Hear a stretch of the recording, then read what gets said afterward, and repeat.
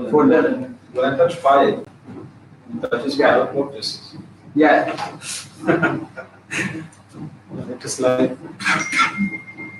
This is enough, or you want some more? Let's take increase this one screen size. Is this good? Yeah, it should be full. Yes.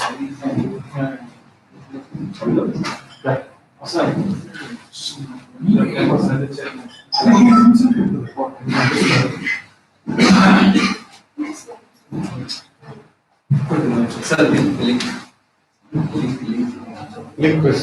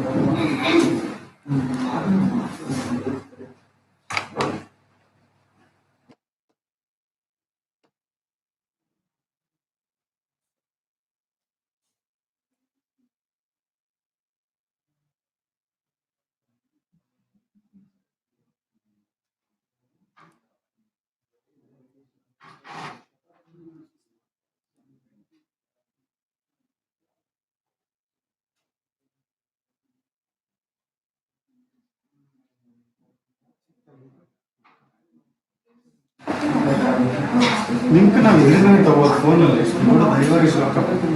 Is it so? Go to the channel you can see. It is open to public. Wait, sir. Fine, if you want angle, you can just say. That's right. Because he will be there. Probably Aurna support good.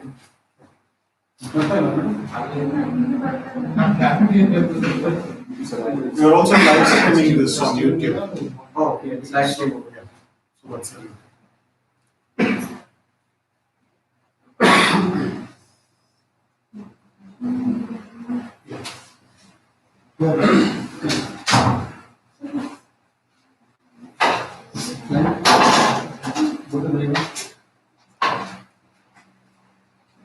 It's not like that.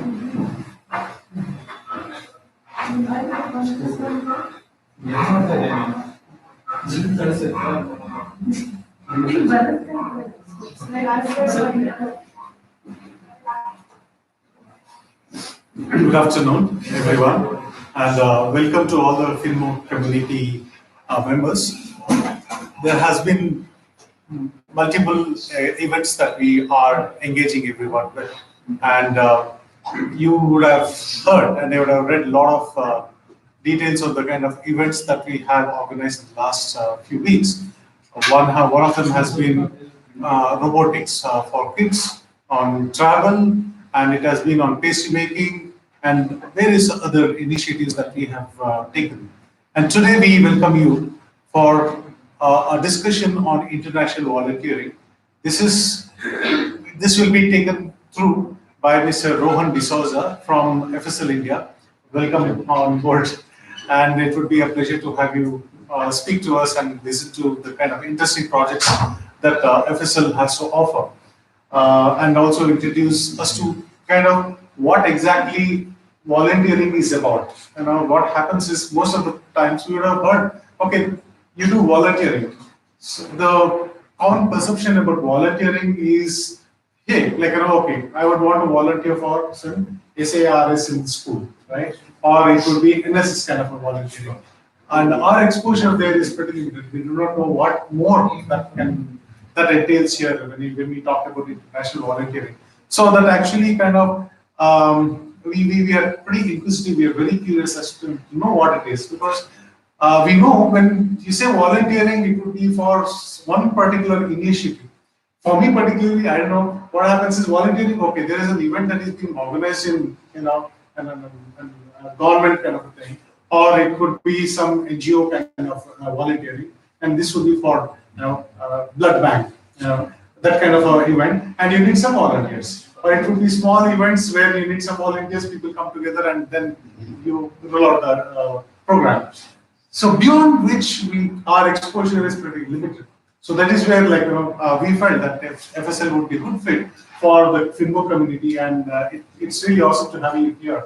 And yes, I have heard a bit about FSL, and I've also gone through your website, but we would want to know more about it. Sure. So that is what it is, and not just this. And in the coming weeks, we are also going to have on garden and landscaping, right? And then we are going to have the pastry making workshop at Whitecaps International School of Pastry Making. So there's a lot more for you as on every Saturday or Sunday as times go by. And we look forward to all your participation and a lot more participation so that the community comes alive and we all come together. And I hand the scene over to Mr. Rohan D'Souza from FSL India. Thank you. I'll get on to the audience side. Thanks.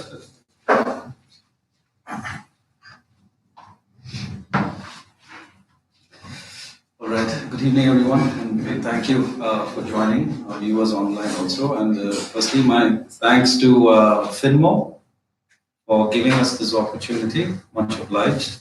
So my name is Rohan, and I work as the director for an NGO that's based out of Bangalore called FSL India.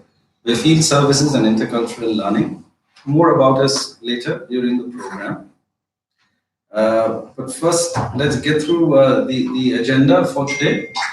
So we're going to talk about a brief history about IVS. Yeah. So IVS stands for International Voluntary Services. And then the big question: why volunteer abroad? What kinds of programs and projects are available for you to choose from? How does it work? What's the program structure like? What's included in your experience? What do we offer, in other words? And finally, why FSL India? And that's where I'll talk a little bit more about us. Before I get into maybe a brief history about IVS, which is International Voluntary Services, quick thing on volunteering. By definition, it's an altruistic act in which either an individual or a group offers their time, their effort, their energy for a cause. That cause could be towards another individual, another organization, but in today's context, we look at more for a social cause. Okay. Now you could volunteer in India as well. There's no lack of options even with FSL India. But for the sake of today's presentation, I'm going to focus on IVS. And the IVS movement started in 1920, soon after the First World War, when at the French-German border, a village that was bombed called Verdun, a group of a Swiss person called Pierre Cressol, he mobilized a group of individuals, both from the French-German side as well as neighboring villages, to restore the village. And this is a powerful movement because it's people from both sides. The French and the German were on opposite sides during the war. But it was the first known act of international solidarity. There might have been many before, but in terms of volunteering, yes, this was the first. Okay. You'll see the word work camp being used now and then. Work camp means it's a volunteering project, another word for work camps.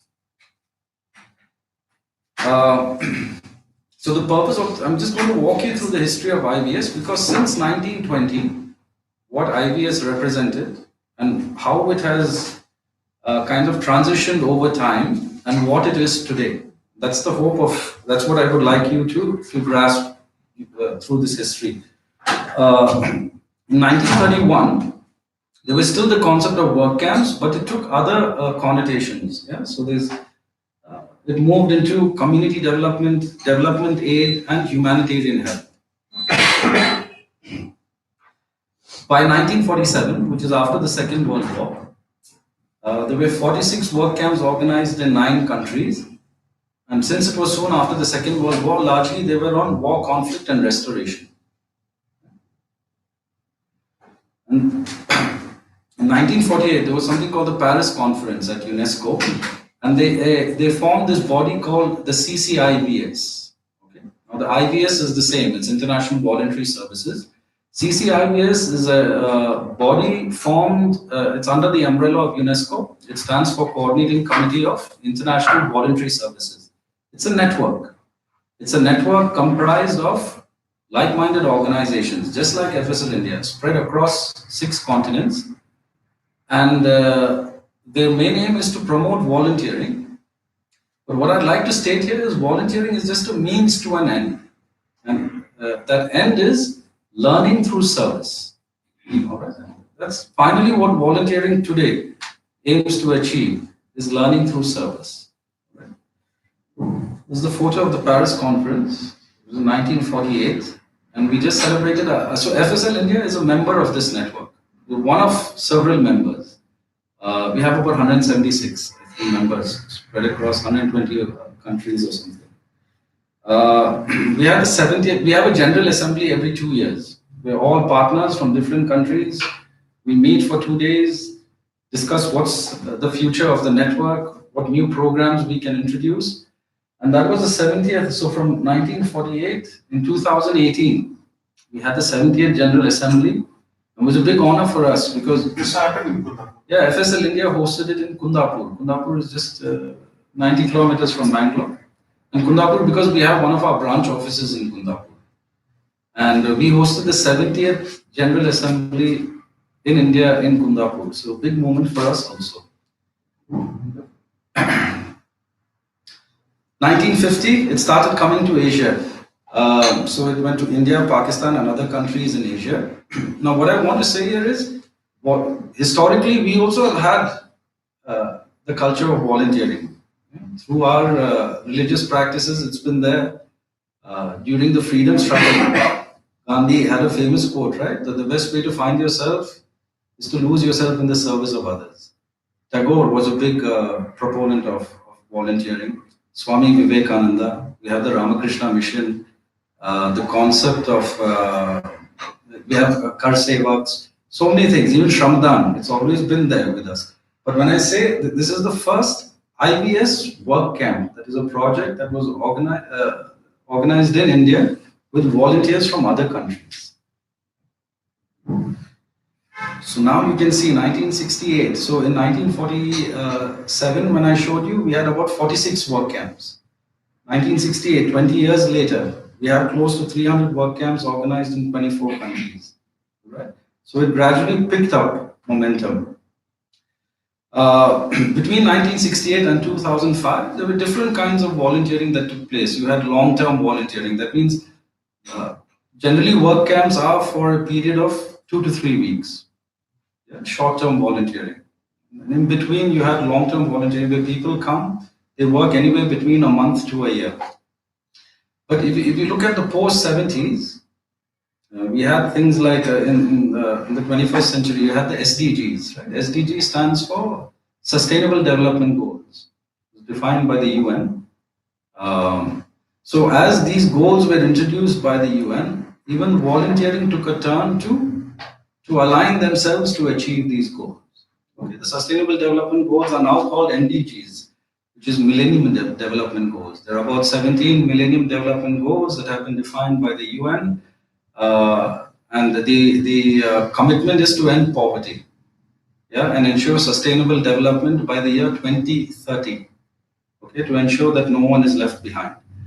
So organically, volunteering has kind of aligned itself with these changes over the years, all right? So when I say, so even inclusion in today's world is a big thing with the refugee crisis, people not being accepted. How do you have refugees from Syria and other countries moving into Europe. How do you include them as part of your society?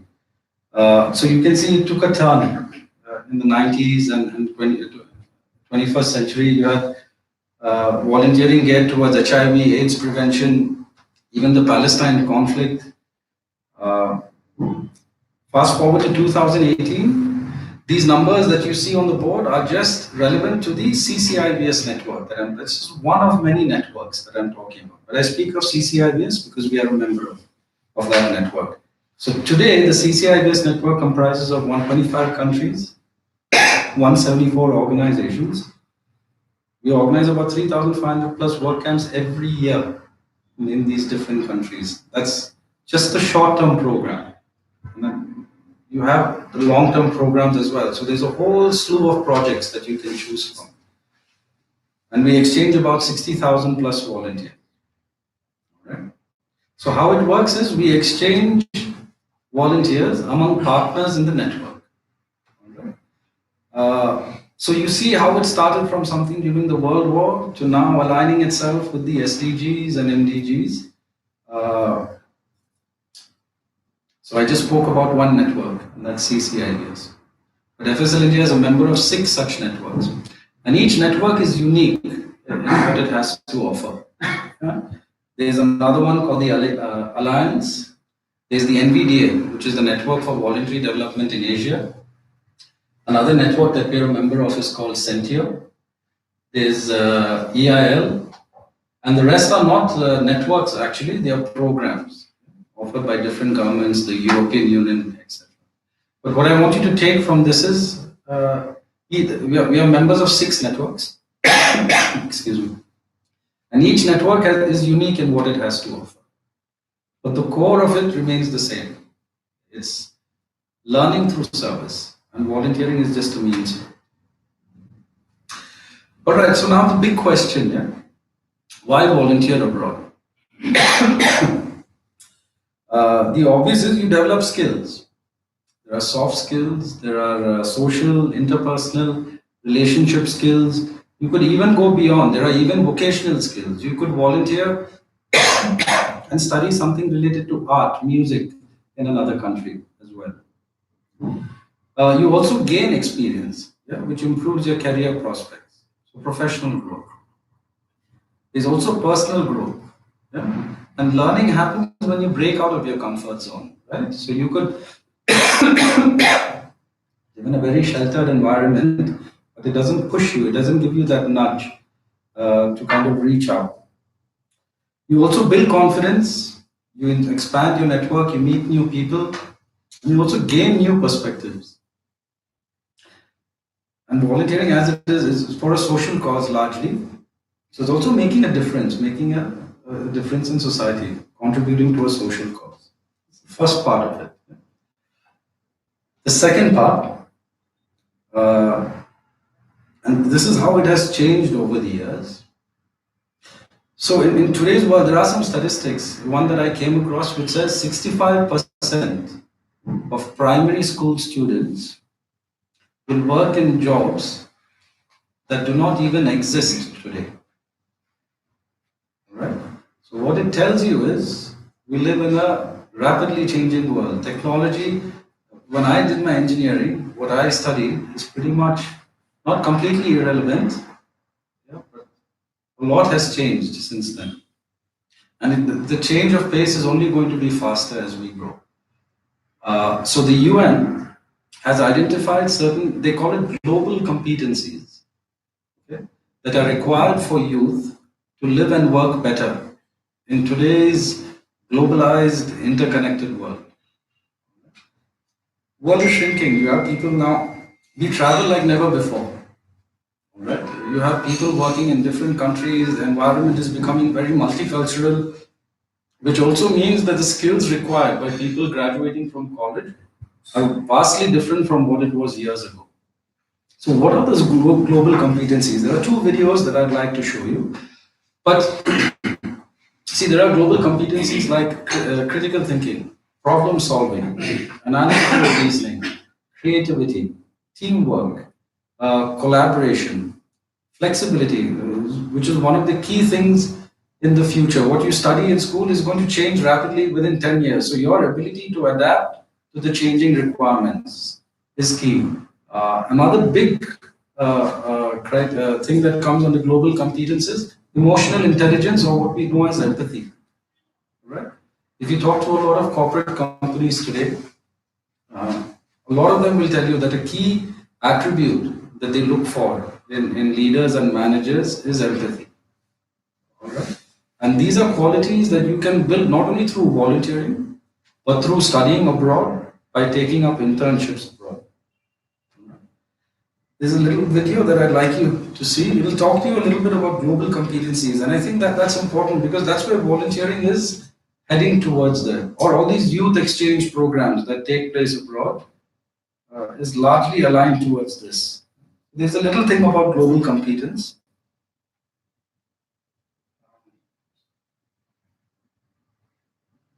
If anybody has any questions during the course of this, please feel free to raise your hand and interrupt.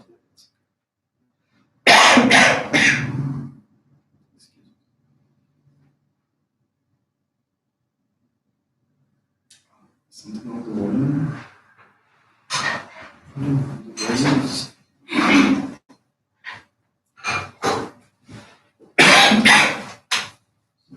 One second.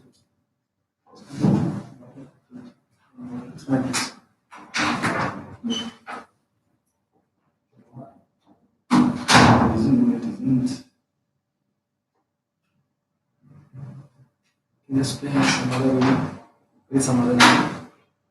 I tried this before coming.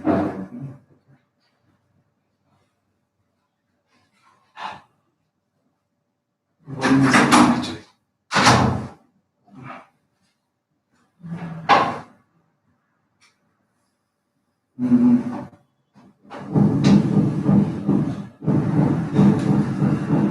Doesn't work too good.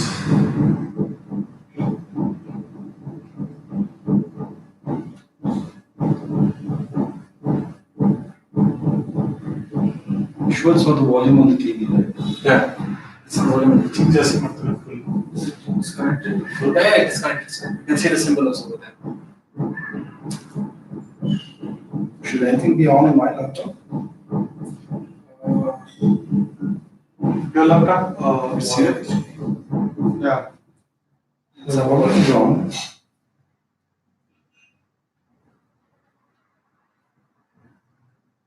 Unfortunate. You can just plug it out and plug it in. HDMI. It's okay, but you just have to listen to me. I thought maybe the video would be more interesting.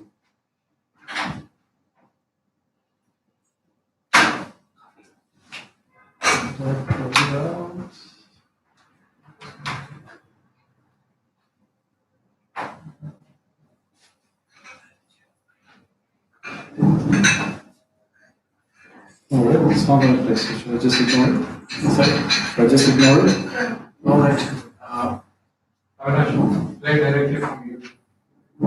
It can be done. It's in YouTube only. Use this and just tell the global competency certificates. You just search it directly. Go ahead. Go ahead. Just speak. Global Competence Certificate. Which one? This one? Yeah, okay. Nice. Technology and smart devices are altering jobs, professions, businesses, and even entire industries. With that, the future of work will be very different from now. When the world becomes one giant multicultural city, you are suddenly faced with different challenges. You are no longer collaborating with people in your neighborhood, city, or country, but with the whole world. This creates a fiercely competitive international workforce. The Global Research Insights identified skills that are vital for success in navigating the global landscape. Complex problem solving, creativity, emotional intelligence, cognitive flexibility, and collaboration. So how should we prepare ourselves for that?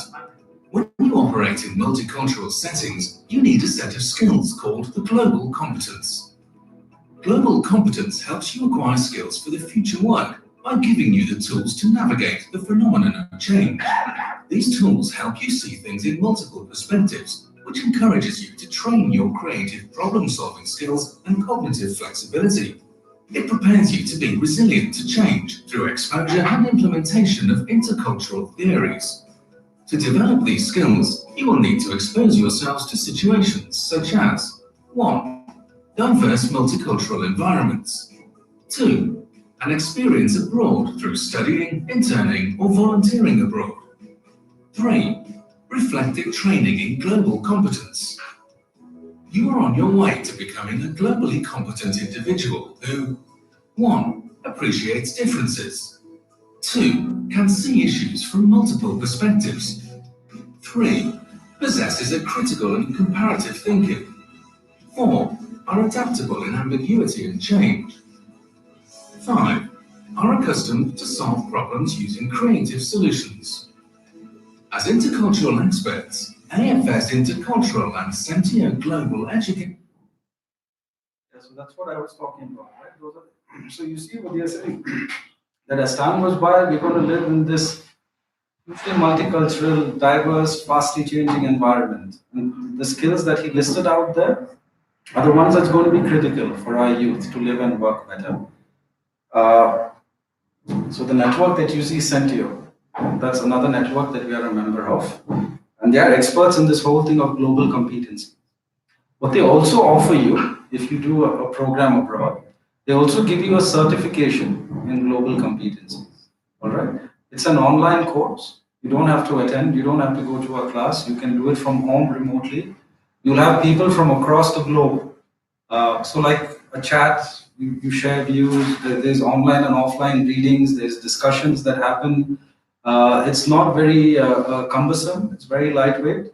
But you could, it's not mandatory. You could choose to do a program abroad and you could say, I'm interested in taking this course on global competencies and get the certification, and you could opt for the course. All right. There's another video on it, but I don't know if, if you just search for Sentio Network. Sentio Network. My apologies. Sentio Network. Sorry, I can't search for web images yet. It's not a YouTube thing. Huh? You have to go to their website. Okay, then you have to, I connect you back to the computer. Okay, I don't know if it will play from here. We'll try it once, and if it doesn't, it's okay.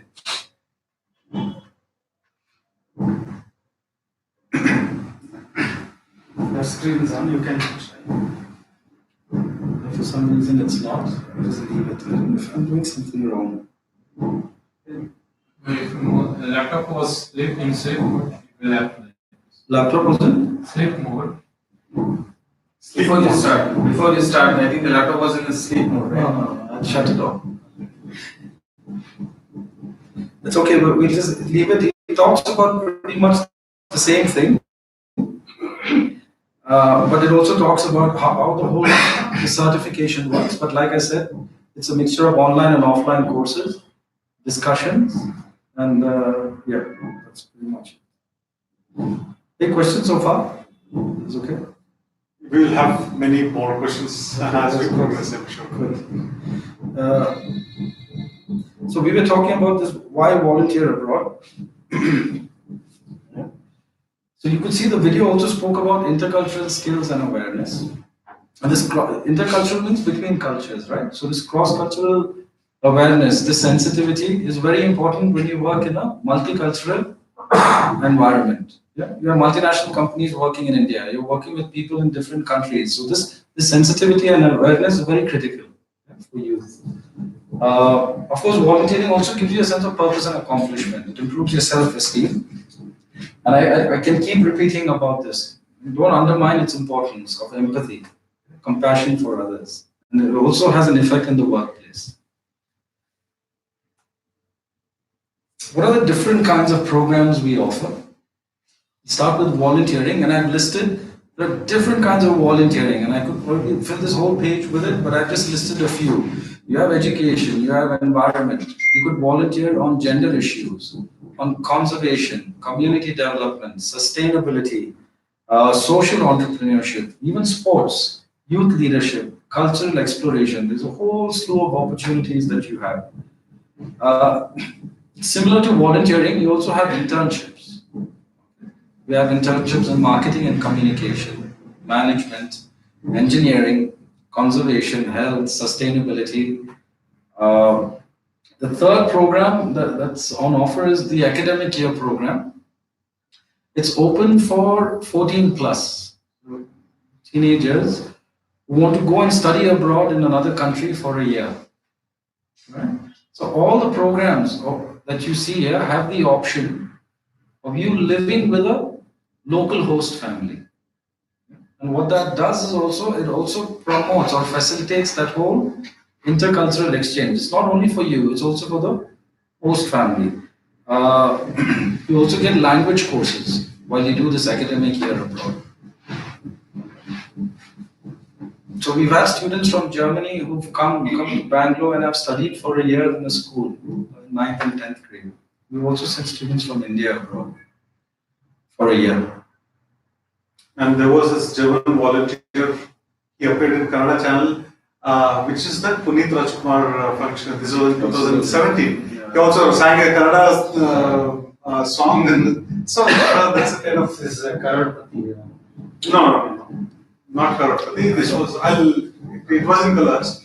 Yeah.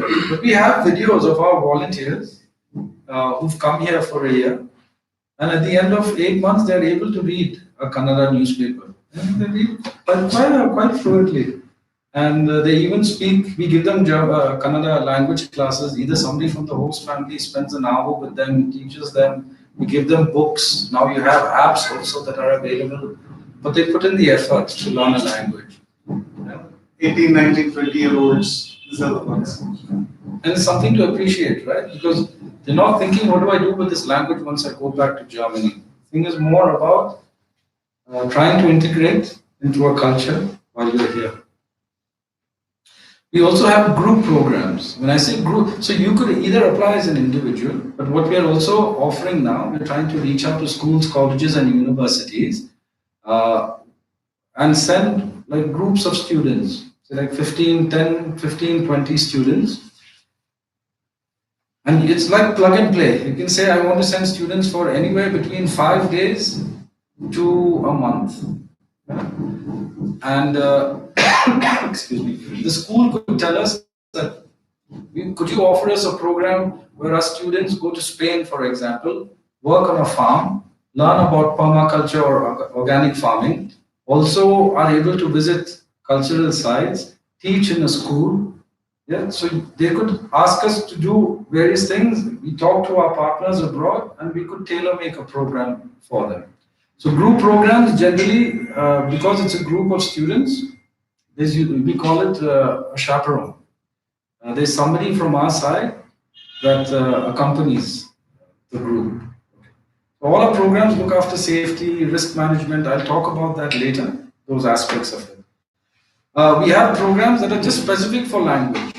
So you could say, I want to go to France, volunteer in a school, and take French language classes in the morning, which are taught by a native teacher. Okay, so I learn French, or volunteer in a school.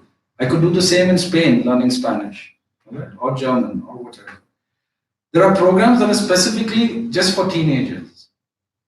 Okay, so largely most of our programs are 18 plus, but we also have programs for teenagers.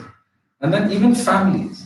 So there are certain projects, volunteering projects, that are open only to families. So I could go with my wife and my children, and similarly there'll be other families that come and volunteer in the project. Live together, it's called community living, and you work for a particular cause.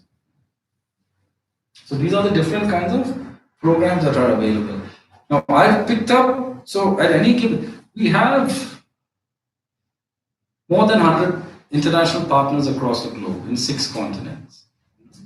So at any given time, you have at least 2,000 programs to choose from. So there's a whole. This family would be for what the time period? Everything is. So you have ask me, it's variable. You'll get things for 5. When you have 2,000 programs, there's so many to choose from. It takes time to read it. No, but there's an app you can. Varies between 1 month to 1 year. So Yeah, but even 5-day programs are there, 1-week programs are there. 1 week is fine for family. Yeah, you have 2 weeks. So you remember when I said today CCIBS organizes 3,500 plus work camps. Work camps are short term, 2 to 3 weeks. If you have 5 days, I mean, the whole slew of options that are available. could you please elaborate on the family program? So It's similar to individual volunteer. what are the typical projects for a family? What would they be involved in? So- there may be hundreds. This is some of top ones. Agriculture and farming would be very popular Okay. because it's easy and even it's something for children also to be because you're connected with the environment, you understand the biodiversity issues. You could teach in a kindergarten, in Germany or in any other country. I think the same programs that I'm asking for there apply for family. Okay. None of the programs, a majority of the programs don't require you to have expertise in that area. Okay? The idea is that you come with that intent to serve, to volunteer, receive in the process of giving. There are few programs and internships that require you to have a bit of a background in that area, but largely there are no prerequisites or requirements. This permaculture and organic farming, where it is Pretty much in most of the countries.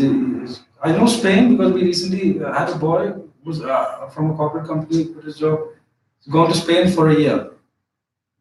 He lives on the farm with the family, and he took permaculture because he has a farm in Andhra, and so he wanted to go abroad, work on a farm, come back and implement it there. So visa and other issues will not be. No, we take care of. We don't guarantee. Assist. Yeah, we assist. We have a good more than 95% of our volunteers get there. The remaining 5% who haven't gotten it chose to do it on their own, didn't come to us when we had to check their documents and things like that. But we have a fairly good track record of. Yeah, because the invitation letter is from us and also from the partner in the country that you're going. So the partner said, I'm a member of CCIVS network, and CCIVS is under the umbrella of UNESCO. And any visa officer knows that it's 70 years of history behind, so that credibility is there. And we've been sending volunteers from years. So, I mean, they look up their history or any of these programs available in India?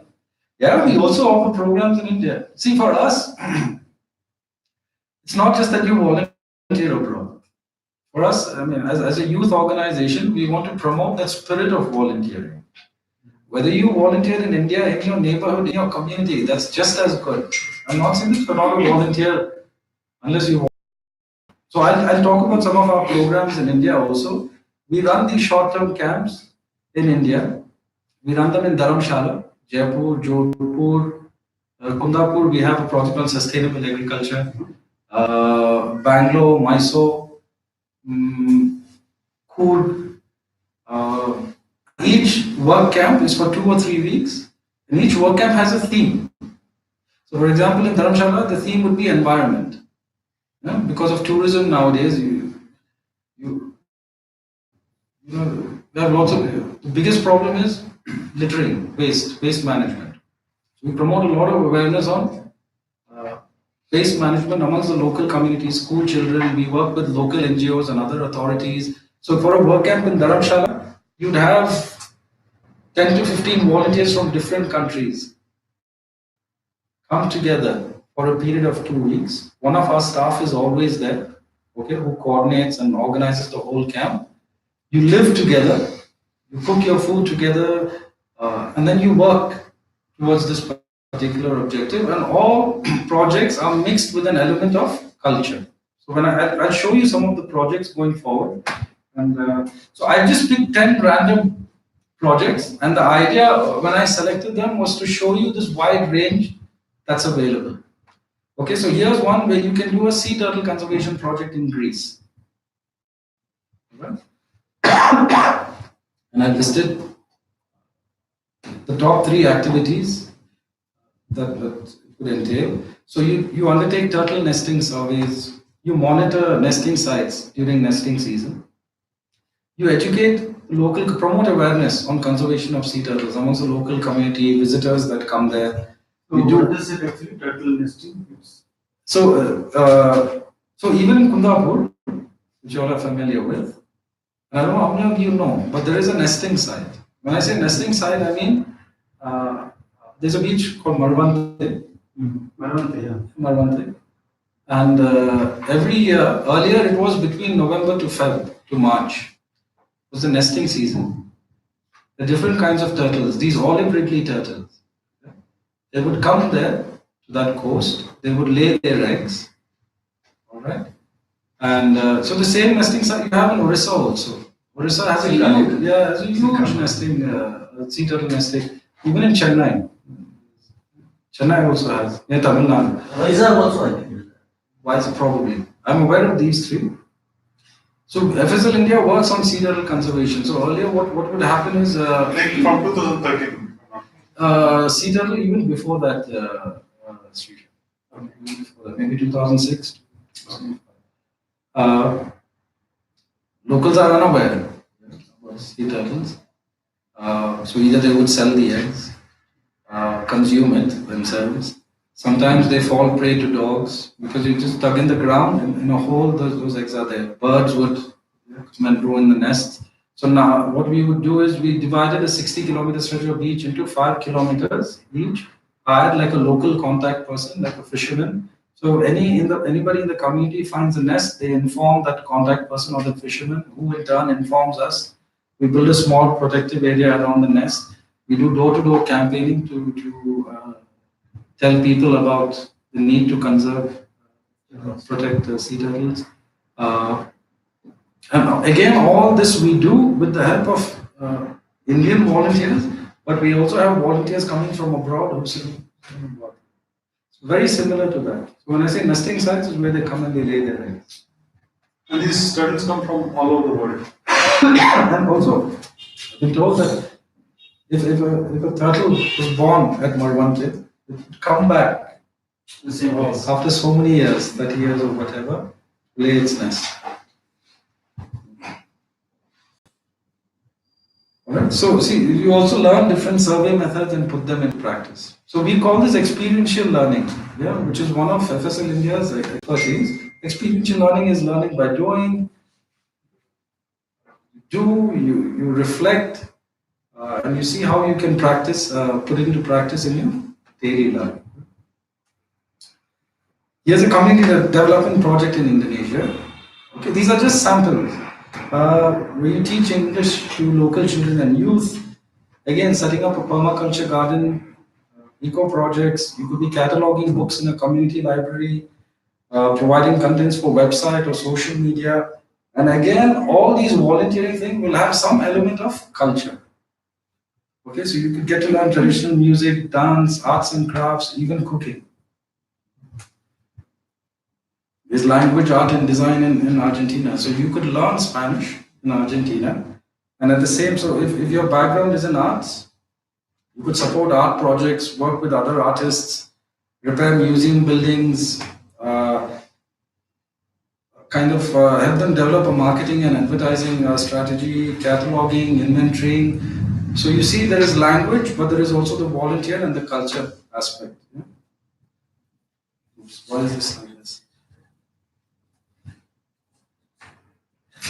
More the text is moved up. But here you're volunteering with elephants in Thailand. So you learn about their behavior, social interactions, do health checkups for elephants, gathering data, and again cultural activities. You could do basket weaving, rice picking, tree planting, bamboo cup making, again language lessons.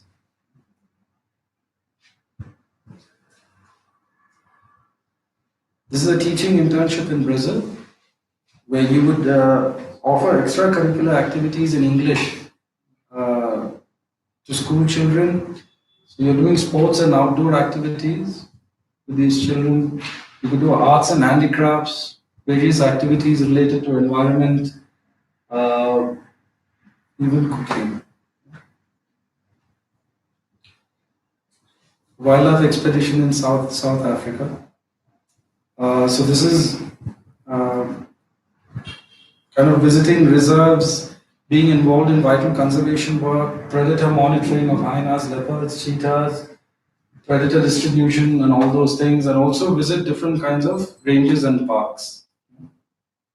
Again, no prior experience for most of these. You could even learn surfing in France while you're learning French. Okay? So what I'm trying to show here is this whole wide range of projects. So if your thing is more into social work, you could get into that. If you want to understand more about gender issues, you could pick a thing. But if you're more inclined toward arts, music, surfing, There's boating, kayaking, hiking, outdoor activities. So there's even horse riding, golf, sailing, learning Spanish in Spain, while you're volunteering at a children's home for kids aged 4 to 15. Okay? These would be largely kids from underprivileged backgrounds, either homeless, working in sheltered in an orphanage. I told you about the academic programs. So you could do an academic program in Germany. Those are some of the topics.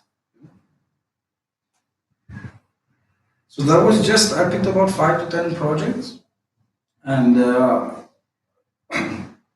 there's an online, there's a website that you can go through. I have a screenshot of it. And I'll show you how you could go and search for projects. So what's included in your experience? That is what all does FSL India and our partner abroad, what do we take care of? But before I get into this, so if you see all those projects that I had shown you, once again, I'd like to repeat that volunteering is just a means to that end, and that end again is learning through service. In the end, it's an experiential education program. Yeah, we offer you an experience that allows you to have a learning that you could use in your future, either personal growth, professional growth, whatever. So when I say housing, we take care of your accommodation. Largely your accommodation is with a host family. It could be in a homestay, it could be in a dormitory, but our partner takes care of that. I'll quickly go through it, but there's 24/7 emergency support. So there's always a hotline number, safety and security. The food and accommodation is taken care of. We'll assist you with the whole application process. So if you come to us, if you write to us or talk to us and tell us, you have a few people who come to us and say, I'm looking for, like the boy who went to Spain recently was very particular. I'd either like to go to Spain or Belgium, but I'm interested in permaculture. It's very easy for us in that sense. There are some who come to us and say, I'm okay with anything, but this is the duration and this is when I can go. But we assist you with the application process. We offer you the Global Competence Certificate, which is that video I couldn't play, that I was talking to you about. Before you go, we also offer you a pre-departure orientation. There are things that we have to prepare you about, even culture related. You'd be surprised how important a role culture plays in the whole program. But even do's and I'll come to that later, but we offer you a pre-departure orientation. When you reach there, our partner gives you another, we call it on-arrival orientation. Worldwide presence, you have a contact person, you have the option to opt for an airport pickup. We assist you with the visa application. There's a lot of teaching materials and project materials also that we offer you during your project. Thank you. What you are responsible for, and when I say this, I don't mean that you are responsible for it. We can also help you with these services, even with excuse me, airfares, your visa and passport fees. Of course, you have to pay for it, but we'll assist you with the whole visa application process, vaccination, and if you take any cultural tours on your own, besides your volunteering thing, you are responsible. A quick thing on the program structure, and I won't go much into this because I think that the purpose of today's call was for you to get a sense, today's talk was for you to get a sense of volunteering, what is IBS, why should you do it, and what are the different kinds of programs available. So I'm hoping with this live streaming, we'll get people reaching out to us. You could reach out to us, you could call us, meet us in person, tell us what your interests are. And then we'll explore projects, options, dates, locations, costs. You can apply online. Once you apply, we kind of coordinate it. We'll do a small interview. I think the key thing that we look for is your motivation to go abroad. We send your application to the partner. If they confirm your acceptance into the program, then we move to the visa. So the partner gives an invitation letter saying so-and-so is coming to Spain to take part in a permaculture project for so long. And that you're hosting, your boarding and lodging is taken care of, what all is taken care of by the partner. We give you another visa invitation letter, and then we help you even with the interview process. What are the typical questions that you're asked and how you should go about it. Assuming that you get your visa, then you get what is called a pre-arrival info pack. You get an information sheet that talks in detail about what your project is about, much more in detail than what I just showed you earlier. What your project is about, where you're going to live, how many people are going to live with you, what are your roles and responsibilities in the project, your task, what's the daily schedule like, what kind of support the partner is going to give you, about vaccinations, medicines, who's going to pick you up from the airport, all those things. We call that the information pack. This was the pre-departure orientation that FSL offers you. Largely cultural do's and don'ts. What are challenges and opportunities that are available? We do a lot about travel and safety. Health, emergency, things to carry, visa formalities.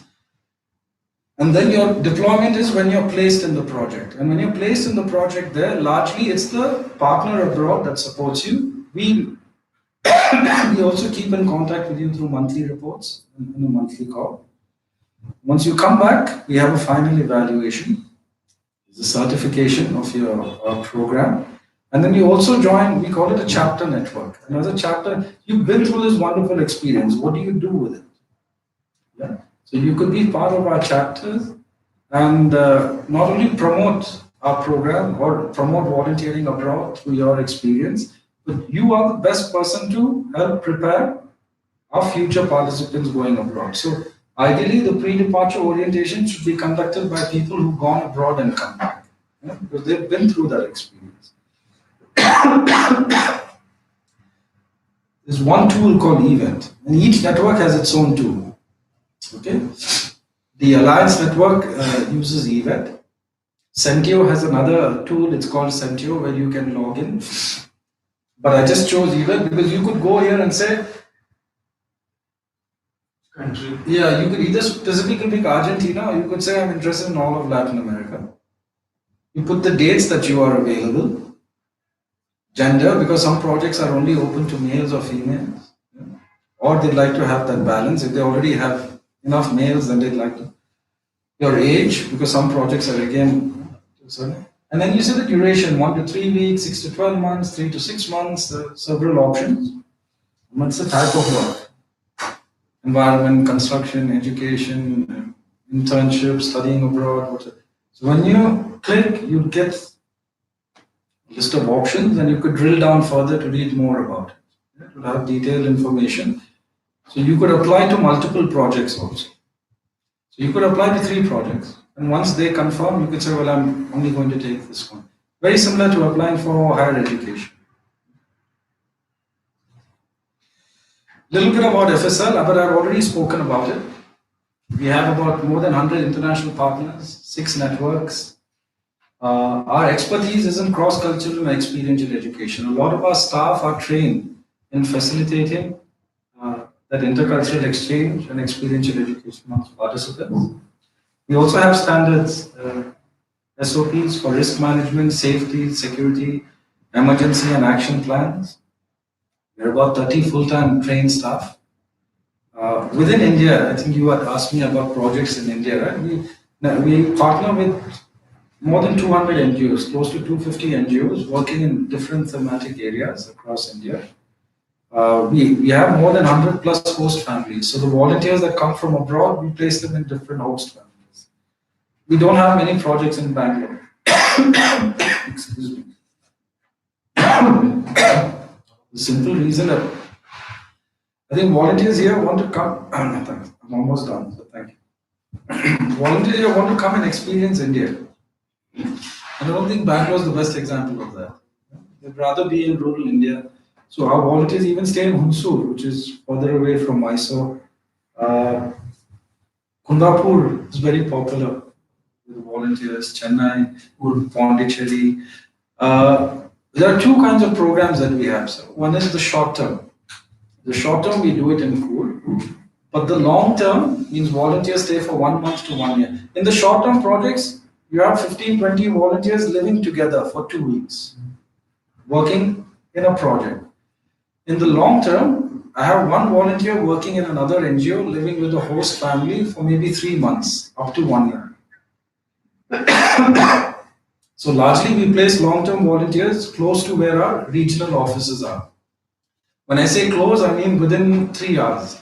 And we keep that as a safety measure. In case of an emergency, we should be able to reach them within 3 hours. So we avoid the long-term volunteers.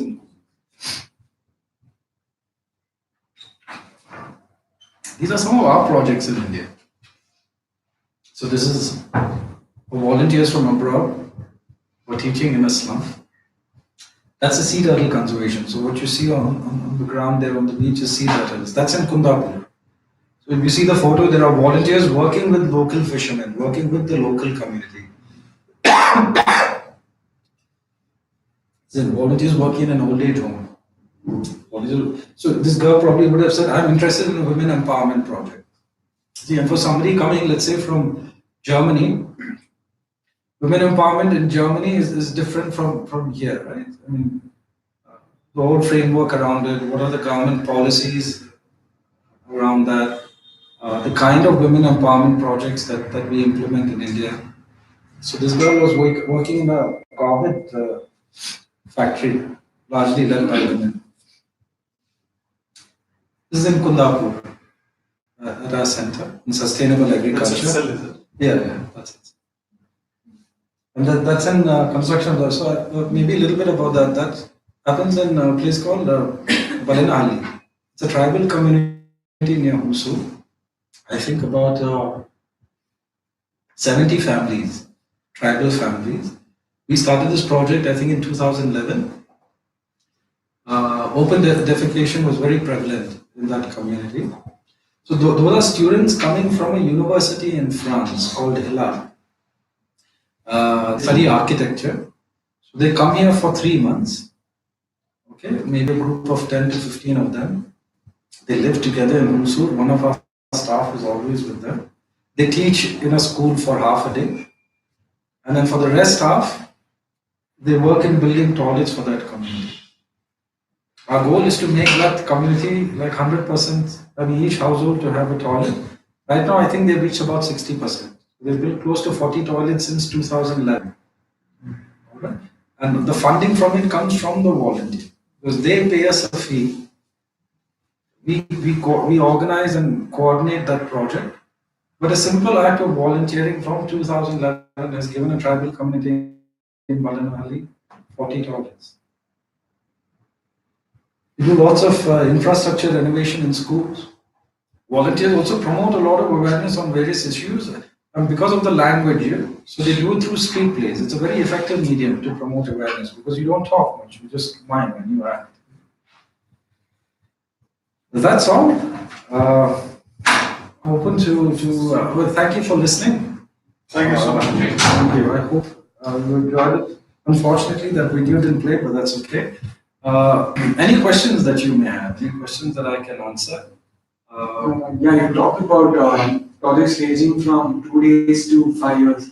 How exactly? Like the short term would be 2 days at the minimum. No, 2 weeks. 2 weeks, okay. Within 2 weeks time, how can you contribute exactly? See, the 2 week projects. The 2 week projects are what we call as work camps. We do a work camp in Dharamshala.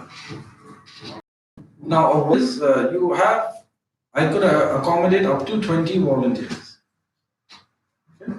20 volunteers from different countries. So you would have a German, an Italian, somebody from France, Japan, South Korea, Thailand, different countries from Africa, all coming together for that camp in Dharamshala, 20 volunteers.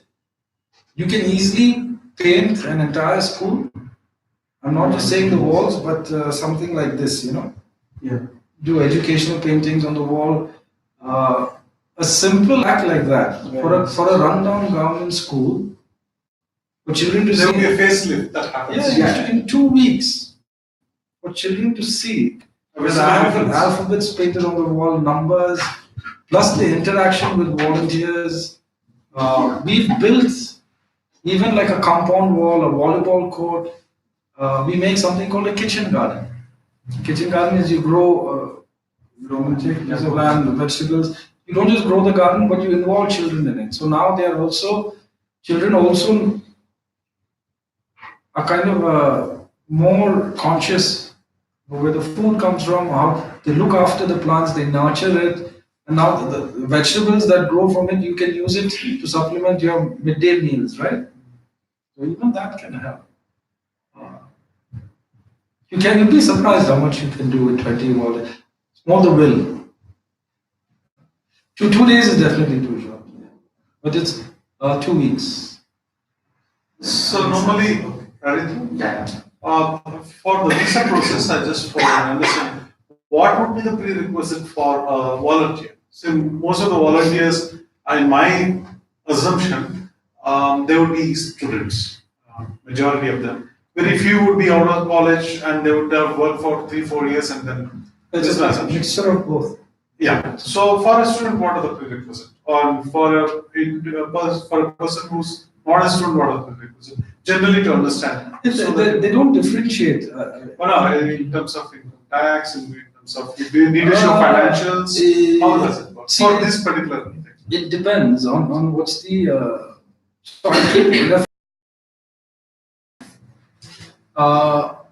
Letter from the different kinds of projects and the cost varies. That's why I didn't talk about cost in this presentation, because it depends on various factors: which country, how long you go, what kind of project you select. There are some projects that offer you a stipend, but they are far and few in between, and they're highly competitive because it also many people apply. This boy who went to Spain again was lucky. That was a funded project, is it? He stays in the farm where he works, so his boarding and lodging is taken care of. He works in the farm 6 days a week, and they give him a nominal stipend of maybe 100 euros a month. Yeah, but it's still something. 100 euros is about 8,000 rupees, but it's still something. He was a corporate employee who quit. So your question again depends on the embassy. So the consulate to Spain was in Mumbai, him being in Hyderabad. He struggled a bit. Okay. So they asked him to. He had land, right? Agricultural land. So that's a back. Basically, they want to see that you'll come back. Right. So the more assets you have, everything, more likely they are to get convinced. You showed proof of land. They said, no, we need something in liquid cash that you have in the bank. He had some stock shares. He got that converted, everything. He had to go twice or thrice, but eventually he got it. Oh, it was rejected a couple of times. No, not rejected. They asked him for more and more documentation. Students? Because we see more students would be participating here. So parents, Okay, they are. statements would help. Yeah, we also have funded programs. So funded programs, when I say, maybe I'll go back. There are few programs that are funded by the government, not the Indian government. For example, the German government funds a program called Weltwärts. Okay, it's here. The last. Yeah, Weltwärts. Erasmus Plus is funded by the European Union. Service Civic is a program funded by the French government. And what the government funds youth from Europe or Germany or wherever to go volunteer abroad. Okay, so the Weltwärts program, for example, I'm almost done, but welcome. Thank you. So the Weltwärts program, for example, they sponsor youth to come here. We also have youth who can go abroad. Those are fully funded, so the flight ticket, everything is funded. But because they are sponsored programs, we prefer to give those opportunities to youth who will never get a chance to go abroad. Yeah. But there are, so you have this whole variety of options that are available. Okay. And is there any age limit No. for volunteering? A majority of the programs would be for between 18 to 30-year-olds. Okay. But like I showed you in my presentation, you have programs for teens, for families. I'm asking because many of our clients, they will be aged at around 35, 40, and they may want to take a break from their. There are programs available. But like I said, majority of them are 18 to 30, but 35, 40 and on should not be a problem. We, for example, receive volunteers who are even 60, 65 years old. Okay. And it's just to get a perspective. Sure. That's the reason I asked.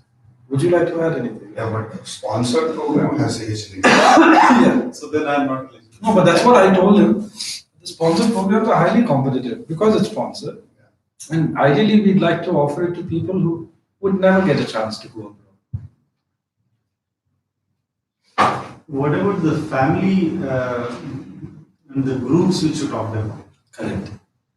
So the group programs that we would like to offer it to international schools, any other school for that matter, but even colleges and universities. But like I said, so if we could get a group of 10 to 15 students, and if the school has a specific requirement, for example,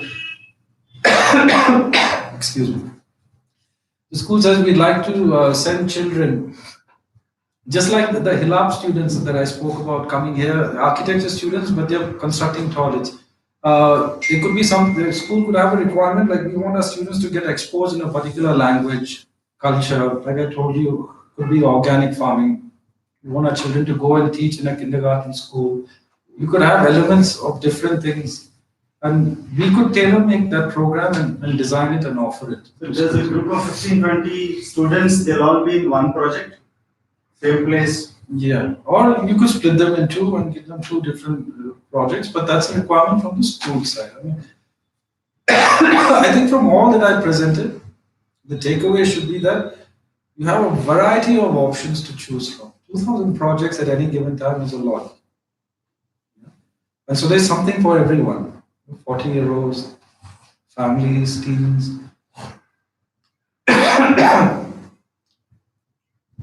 What would be the approximate cost for a 2-week?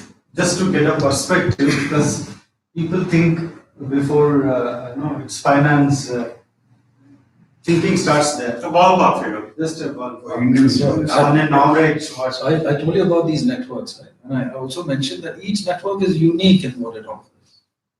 Okay? The CCIBS network offers lower cost programs comparatively to the Centio network. But there's a reason why this charges less and that charges more. You'll probably get a better accommodation. I spoke about Centio offering you the global competency certification. Yeah. So, not to say that these programs are. So the boy, again, I'll keep referring to the boy who went to Spain for permaculture and through CCIBS. It was one of our partners there. We have even individuals applying through the Centio network. It's a difficult question to answer.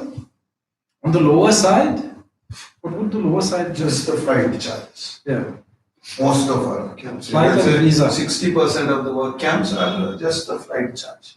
And over there, accommodation, food and everything is taken care by the local part.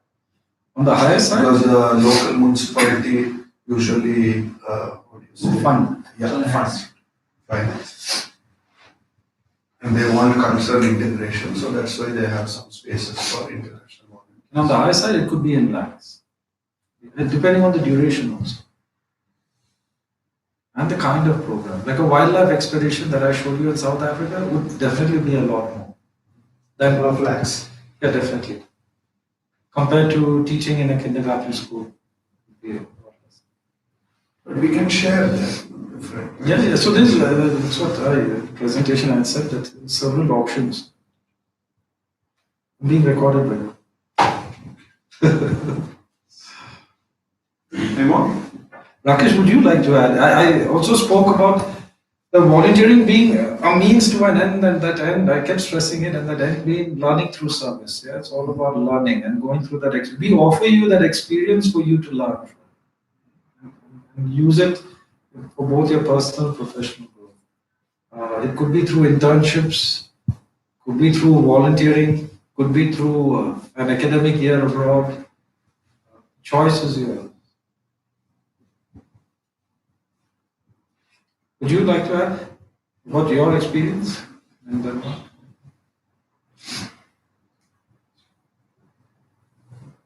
Closing statement. So,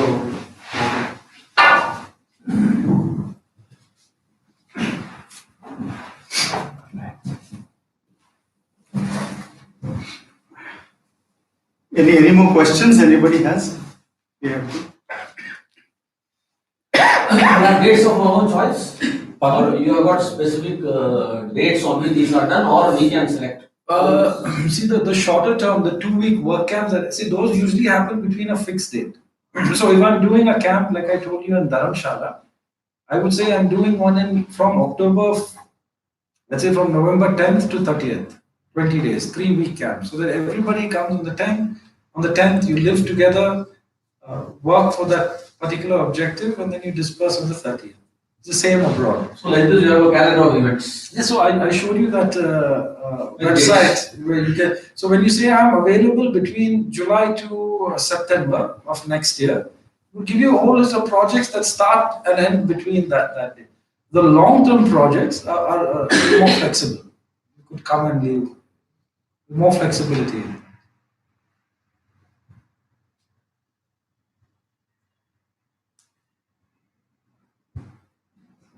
I think I have been listening to you for last 1 hour or so, and it's really fascinating in terms of an opportunity to go to other place, understand the people there, do something of your which, like you said, serve people and learn through that. For us, it is basically an activity, a community activity. Though we directly involved with the core financial services, personal financial services, this is something really interesting because we have quite a number of clients who have their kids at college going and this kind of thing. And for them, we thought it's really a good option. And now having understood in detail, I think this is a very good opening in terms of because a lot of people couldn't come. Obviously, people from Whitefield or from Yelahanka, they can't come here. So most of them they're watching here on live YouTube channel, and they will also be able to view it later. So understand at least in their leisure time what exactly it is. And for all those who have come here and also those who are watching online, thanks a lot for watching. And this is a very interesting thing what we have found as an opportunity to go abroad. A lot of times we just go spend, enjoy and come back as a tourist travelers, and without spending time in terms of like a week, 2 weeks, 1 month is a lot of time. And that also with a very special objective of going there to serve.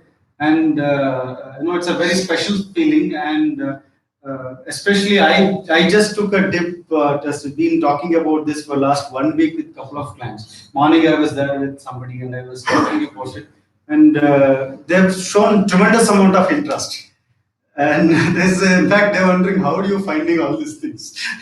So I'm sure we will be getting a lot more people, and it is just a beginning. We're just trying to understand what exactly it is and how safe it is. Of course, they'll be concerned in terms of if they're sending their kids, with how safe these things are. But having gone through this kind of a credible UNESCO unit, CCIOS being that, I think this is something which will find a lot of appreciation. And I must thank you, Mr. Rohit, wonderful presentation you gave, and also Rakesh. So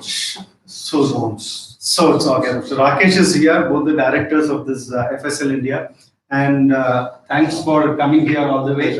And it's really pleasure getting to know you guys are doing wonderful jobs, and you're dedicated to this volunteering as a concept. I think that's a wonderful thing. We need this to be known to all the people, especially who people have money. And it's like when we are looking at their portfolios and they have money. Most of the time I was talking like, this is about financial moksha, we say. Financial moksha is where we give 2-3 lakhs every month. They have sufficient assets and we create liquidity. The question comes, what to do with that?